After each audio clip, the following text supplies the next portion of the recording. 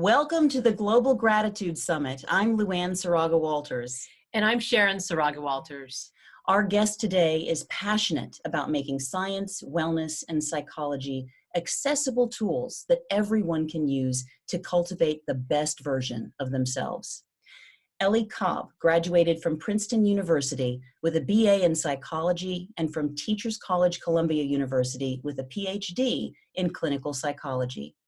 Also a trained and certified mindfulness meditation teacher, Dr. Cobb's holistic psychology practice is grounded in scientifically backed, evidence-based methodology based on mindfulness, positive psychology, neuroscience, nutrition, integrative medicine, and other forms of holistic health.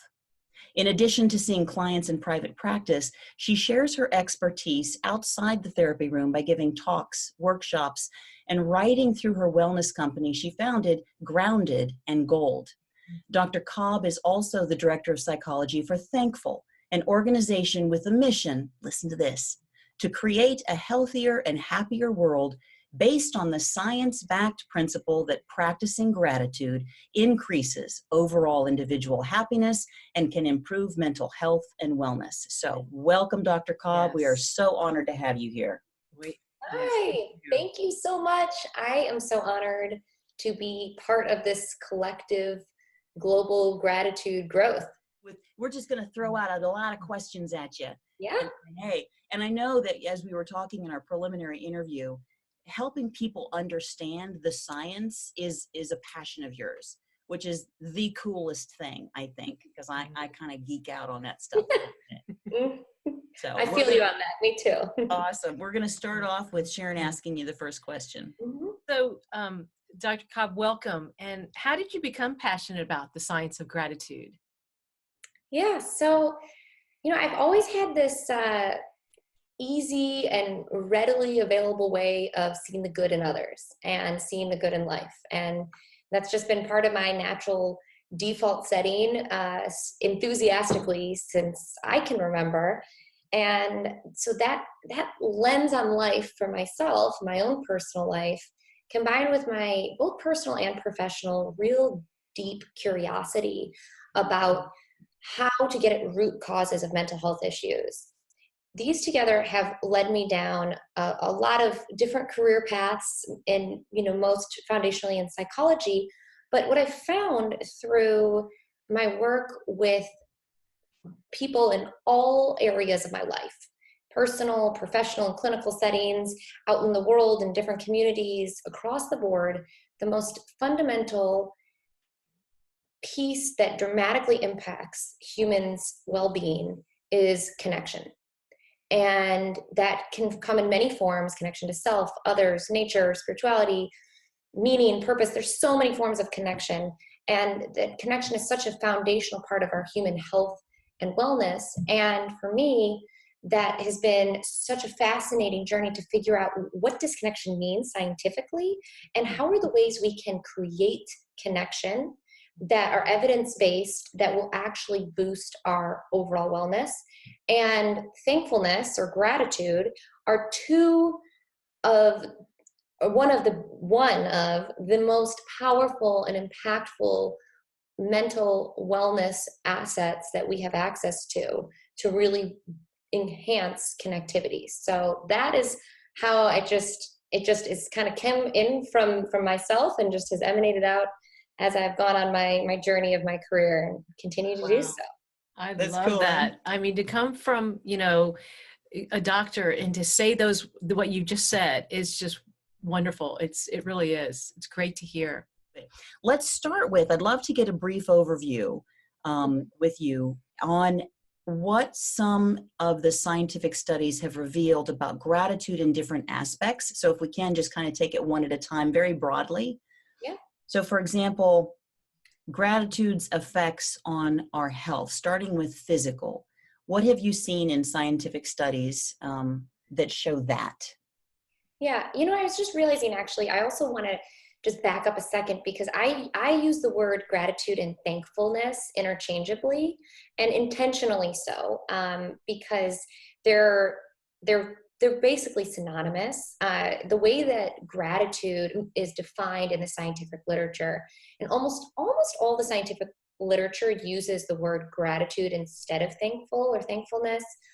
Although a lot of people, and I've noticed this just in different conversations and across my work, somehow resonate with the word thankful. Like it may be, I've heard people say it's softer, you know, whatever. So I think it's important to offer different languaging. And in the literature, the way gratitude is defined or operationalized is the act of being thankful. And then vice versa, thankfulness is described as the act of being grateful. So we're talking about the same thing. So I just wanted to name that because I notice, like, when I'm describing them, sometimes I'm talking about gratitude, sometimes I'm talking about thankfulness, and they're the same for our purposes. And I want to tell you something, because she's probably thinking the same thing. We've heard this described in a couple of the different interviews that our attendees will hear throughout the summit. So thank you for bringing it in. It's a perfect overview to say that for the purposes of the Global Gratitude Summit, we're really looking at that intentional way of practicing, Yeah. of being mindful in that Mhm. practice. So Mhm. I appreciate that, Dr. Cobb. Yeah. Thank you so much. Of course. And then to your actual question, about the impacts of gratitude on our physical health, they're immense. And what's really exciting, and this goes the same for our physical health as our mental health, is that the studies are just being pumped out left and right because the trends are all showing the same thing, which is it's all good stuff. These are all benefits. Like there's no downside of gratitude that has been discovered at this point, and I don't think many people are looking for that either. So in terms of enhancing our physical health, there have been studies to show that it enhances our immune system, it improves our sleep, that we actually, those who practice thankfulness on a regular basis are just overall incredibly less stressed. The stress response has decreased, your cortisol levels are down. So there's this overall real physical effect of practicing gratitude. And it's interesting is that the effect of practicing is both in the moment, meaning, so, you know, if we are feeling thankful right now in this moment for each other and being able to talk to each other, that is activating something within us that is having a positive effect on our brain, on our nervous system, on all of our systems, really. Mm-hmm. And that practice over time, it's called a practice for a reason, because the more you do it, the more it builds. And those create more lasting effects, where you start to see the more longitudinal effects of long-term health, physical health, being improved later in life because of having a consistent approach to life that is full of gratitude. That's cool. Mm-hmm. That's really cool, because you're talking about like you said, it has an immediate effect in the here and now. Mm-hmm. And then as we continue to do that in this now, and then in the next now, and the next now, in any situation where we need to reverse perhaps some negativity, some bad physiology that might be happening when anxiety is, then over time, that also gives us a longer term benefit to our health. I had not heard that, which is cool. Mm-hmm. That's encouraging. Right? It makes you want to practice more. And it's interesting because there's a lot of similarities with other things that are being studied, like, for example, that are considered in the lifestyle category, like cultivating gratitude, practicing mindfulness, engaging in exercise, following a anti-inflammatory diet. I mean, these things actually are all showing similar trends in that there's an immediate impact and there's an additive, cumulative, lasting impact too. Well, let me move then into an area that I know you're familiar with, mental health. As a clinical psychologist, how have the studies shown that the effects of gratitude improve, or what does it do? What do they show on mental health? So it's super exciting. And in fact, this is so connected to the physical health piece, because for the same reasons that our physical health is being enhanced by gratitude, so is our mental health. what happens, well, first, I guess I'll just back up. What the links in the literature show is that those who engage in regular gratitude have increased joy, optimism, happiness, life satisfaction, enhanced interpersonal relationships, let alone decreased rates of depression, anxiety, daily stress. So, I mean, those all sound like really good things. Those are pretty substantial mental health benefits. I mean, if you think about what are you going for from a mental health standpoint, that's kind of it, right? Those are the goals. Right. So the fact that it's getting at this really, really fundamental essence of mental health, I think goes back to this fundamental part of humanity, which is the need for connection, and how gratitude and thankfulness practices allow that connection to happen. And what it's allowing it to do is it allowing it to create connection on numerous levels. And I think one of the pieces that is really fascinating is to see how gratitude creates connection in our own brain. And because a lot of times when we think of connection, we think of interpersonal connection. And that's powerful, and that's a huge part of health and the human experience. And even before that, though, there's this sense of connection of how are we connected to ourselves? What is happening in our brain? And if we think about, in science, scientists often say that structure informs function, that the way something is built informs how it's supposed to function, right? Well, the brain is literally made up of trillions of connections. That's just all that's happening. And what we used to perceive and think about the brain is that as just that, the brain's all connected. Well, now we're realizing that the brain is just as connected to itself in the brain as it is to the gut. There's called the second brain in the stomach. So and connected through our whole body. There is nothing that is not connected to all these trillions of neurons in the brain. So our brain is literally a connection machine. It's meant to connect. And gratitude helps that process in the brain move more effectively. And I'm happy to get into some of the details on that if you want me to keep going. I actually would. I think that's okay. interesting. And, you being a mental health expert as well with this, there's a bit of neuroscience coming in, which again is very cool. So please do, Dr. Cobb.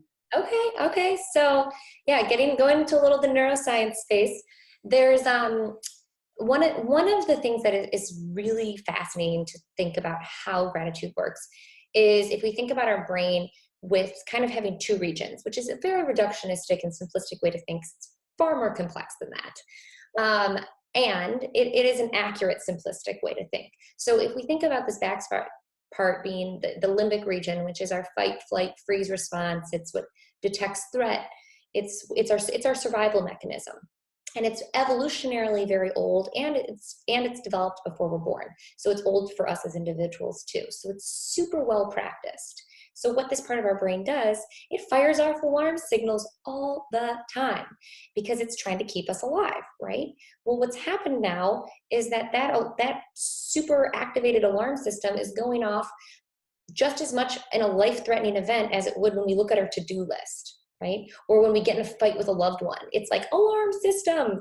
And that is why we hear the word stress and anxiety so much, is because in so many ways, this part of our brain that's essential for human survival over time hasn't adapted evolutionarily to how we're living in this day and age.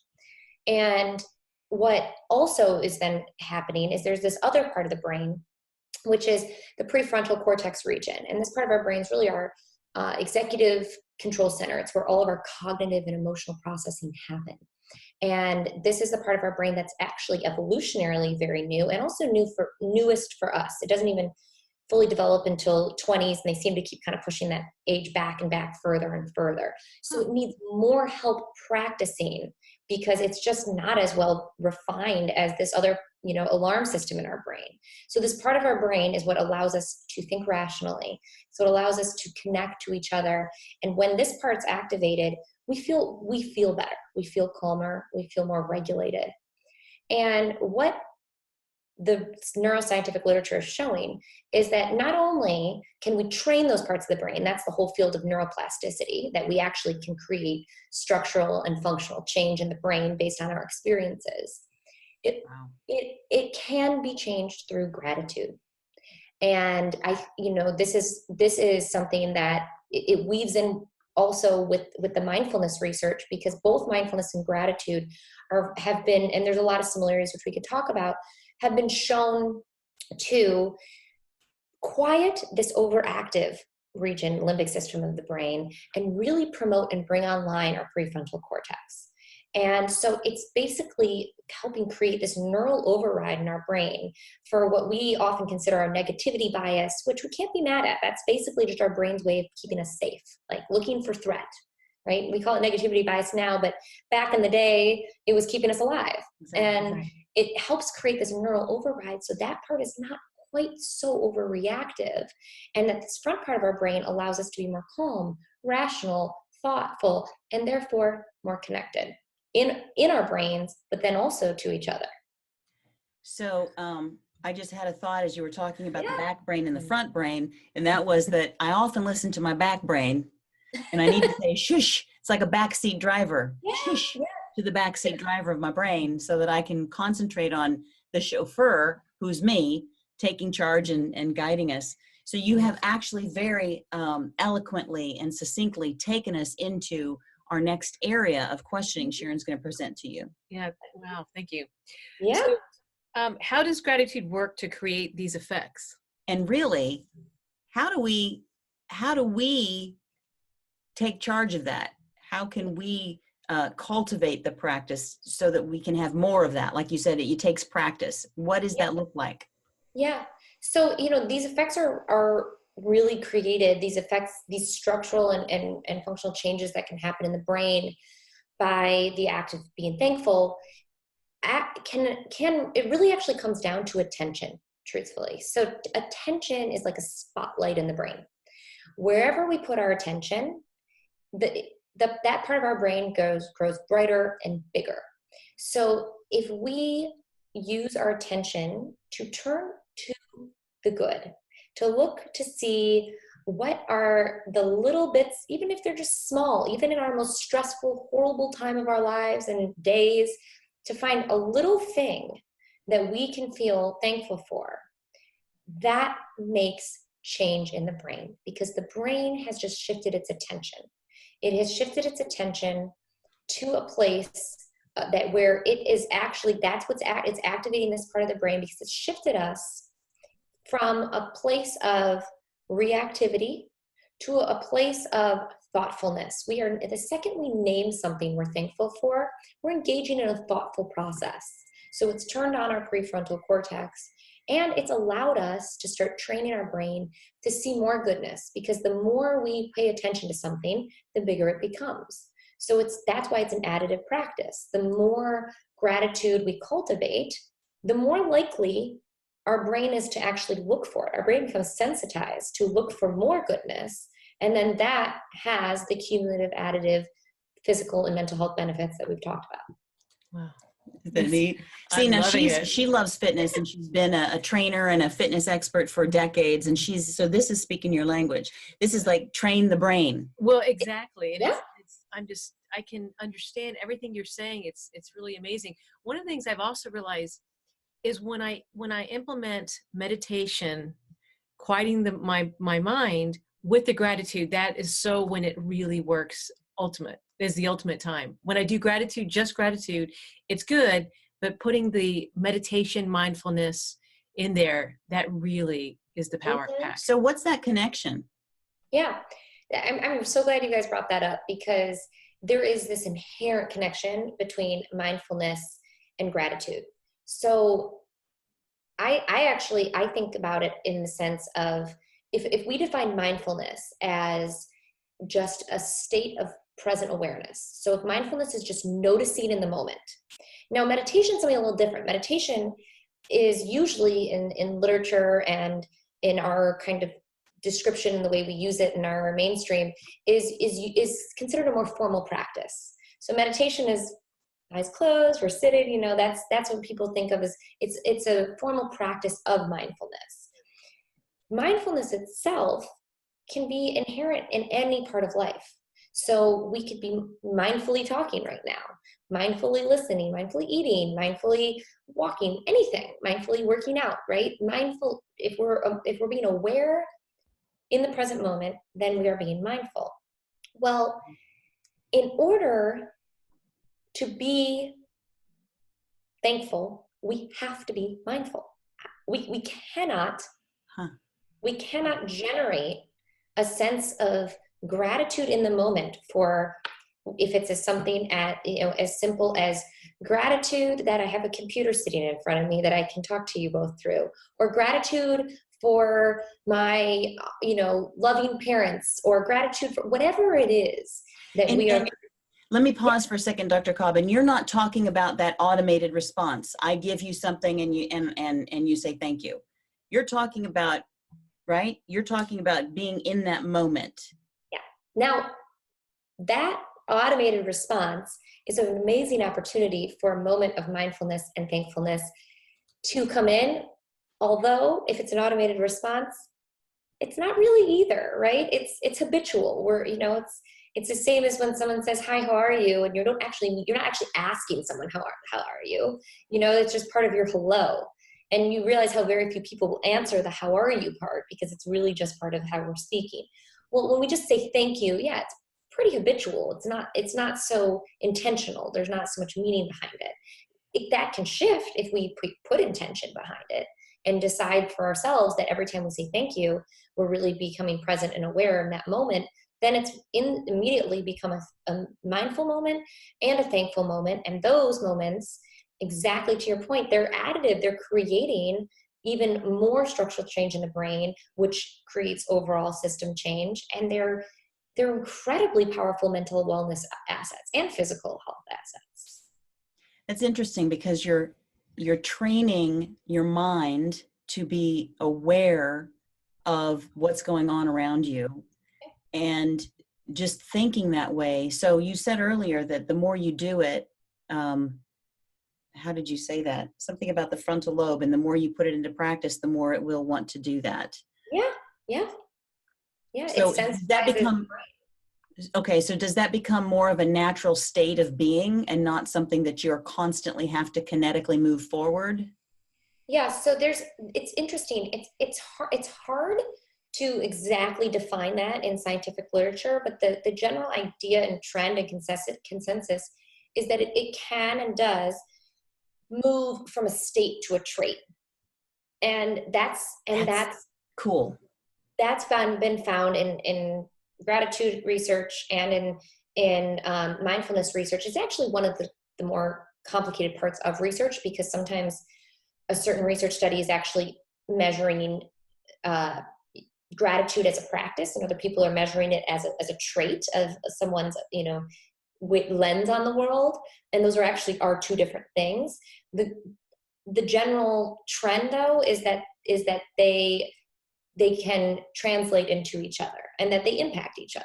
It's kind of the difference between cultivating thankfulness in the moment and then cultivating thankfulness in the moment over time, so that you then become a thankful person, because your brain is more programmed to think that way. I mean, we can literally train our brain by learning to pay attention differently, more intentionally, more thankfully. That's the idea of it, exactly like you're saying.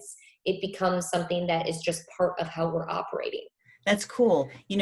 She's talking about, and I liked that there was just a colloquialism about using different lenses, the lens that we see the world through. So we're changing out the lenses in our visual glasses, basically, as to how we see and how we interpret and how we respond to the world through that practice of gratitude. Yeah. So that's interesting. Yeah, it's like putting on your gratitude glasses. I mean, how cool is that, right? I mean, she has a pair. I love that. So one question that comes to my mind is, when you're doing that practice and you're doing those things, what happens when things happen? There's a hurricane, there's a death, lose a job, a relationship. Then what happens? Last week I was giving, or I guess was this last week or the week before, I was giving a talk on on mental wellness in the workplace. And a woman came up to me after, so I was talking about all sorts of different scientifically backed mental wellness strategies we can use, thankfulness and gratitude being one of them. And afterwards, a woman came up to me and she became really tearful and described to me all the things going wrong in her life. Her home had just burned down. Her family had lost everything. Her, something had happened with her kids. There was a lot, and she was feeling so much pain. And she said, I can't feel happy right now. Like my life circumstances will not let me. That's just not in the cards today or tomorrow. So I feel like all the things you talked about sound great, but how do I do that? What difference does it make? And one of the most crucial things about the impact that gratitude practice can have for us is that we do not have to be happy to be thankful. And we don't have to have certain things to be thankful for in order to feel thankful. Mm-hmm. And so there's this amazing opening all of a sudden where even in the worst of times, and even when we feel like nothing is going right and we can't possibly see any good around us, that is a normal human experience. And everyone knows that point in their life. And in fact, in some ways, that's where mental health has kind of steered us the wrong way, because it's taught us that then there's something wrong that we desperately need to fix. And quite frankly, that's actually just part of the human experience that we need to be with. Mm-hmm. And that it's actually, instead of feeling like we're the only ones ever going through it, it's the part that actually connects us the most, because we all go through it and we're not alone in those feelings. And being able to find the smallest thing to be thankful for, not to be happy about, not to say I'm going to feel good about this, just to say I am thankful that this woman said, she said, you know what? And as she was crying, she said, I'm thankful I got myself dressed and I came to work today. And then my boss made me come to this conference. Wow. I didn't want to come. I didn't enjoy any of it. I didn't, not 1 minute did I want to be here. I am so thankful that I had to come. Yeah. And then we just started talking, and she was thankful she was holding coffee. She was thankful for the coffee in her hand. And all of a sudden there were so many things that she was thankful for, and it didn't change her mood not substantially. She did stop crying, although there's a small measurable shift there, but her life still has all the stuff that's going on in her life. And being thankful for other things, it didn't change any of that, but it does change something inside of you. It does let you realize that there is always something you can turn to, always this little glimmer, and that it actually takes you outside yourself, because usually we're being thankful for someone, for something. And so that's the connectivity part. It's a relational process. Being thankful is being thankful for something. And it takes us outside of ourselves, so we are no longer alone. We're engaging with the world again. Thank you for sharing that story. Yes. That's really good. That's Yeah. How would you summarize your personal definition of gratitude? Gosh, for me, it's a felt sense of being connected to the goodness in life. Nice. That's good. Yeah. I think I would just leave it at that. Yeah, I think it's perfect. Really petty and into all the science. I'm like, no, that's just what it is. That is at the core what it is. So you brought it in. You started off with connection and you wrapped it up with connection, and that's exactly perfect. And Dr. Cobb, thank you so much for being on the Global Gratitude Summit, but also thank you for what you're doing in so many different facets and in so many different ways, really taking this, what can be very intimidating scientific research, and disseminating it, being able to explain it in ways that people get, they understand, and they go, I really like that. This is it. It allows me to become an empowered human being so that I can move my own life forward in my own health and my own well-being. So thank you for everything that you're doing. Gosh. Yeah.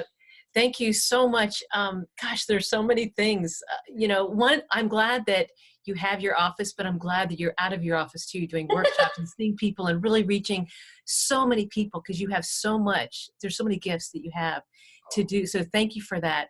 And I love also, thank you for how you're using gratitude and how you're claiming that mental health, how we really can help that mental health with having gratitude, and the ways in which it really affects us physically, emotionally, mentally.